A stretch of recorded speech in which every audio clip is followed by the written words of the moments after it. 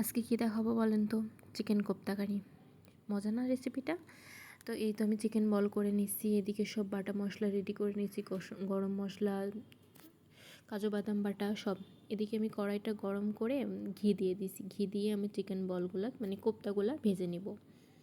তো এই ভাজা অবস্থায় এই যে এখন অবস্থা বাচ্চারা খেতে পারে আর কি, যেহেতু চিকেনটা সিদ্ধ করা আগে থেকেই। যাই হোক, আমি কড়াই তেল দিয়ে নিলাম যতটুকু লাগবে। তারপর পেঁয়াজ বেরেস্তা করব, পেঁয়াজ বেরেস্তা হয়ে গেছে। এখন সমস্ত বাটা মশলাগুলো দিয়ে দিব আমি, দিয়ে একদম ভালোভাবে কষাবো, কাঁচা ভাবটা দূর করে যত রকমের গুঁড়া মশলা আছে সব দিয়ে দিব, যেরকম ধনিয়া, জিরা, মরিচ, হলুদ, লবণ সম্পূর্ণ দিয়ে সুন্দরভাবে মশলাটা কষাবো।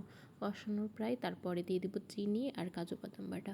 যেহেতু কাজু বাদাম বাটা দিলে নিচে লেগে যায়, সে কারণে আমি একটু লাস্টে দিয়ে দিলাম। মশলা কষানো শেষ, এবার কাজু বাদামটা ভালোভাবে কষাই নেব। তো এরপরে কষানো শেষে এবার দিয়ে দিলাম 4টা কাঁচামরিচ। তো কাঁচামরিচ দেওয়ার পরে একটু কষানোর পরে আমি চিকেন কোপ্তাগুলো দিয়ে দিলাম। এরকম মজা না, আপনি ভাত কিংবা পোলাওর সঙ্গে খেতে পারেন, অনেক মজার। অল্প চিকেন দিয়ে করতে পারেন, খুবই মজা। এটা মাছ দিয়েও করতে পারেন।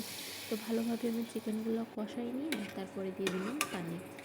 পানি একেবারে অল্প দিলাম, ফুটে উঠলেই তো হয়ে যাবে ঘন। তো এদিকে আমি বসাই দিলাম, আস্তে আস্তে ফুটতেছে।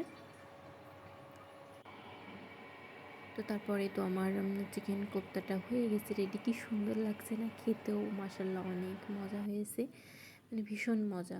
এটা আপনি বাচ্চারা অনায়াসে খেয়ে নেবে।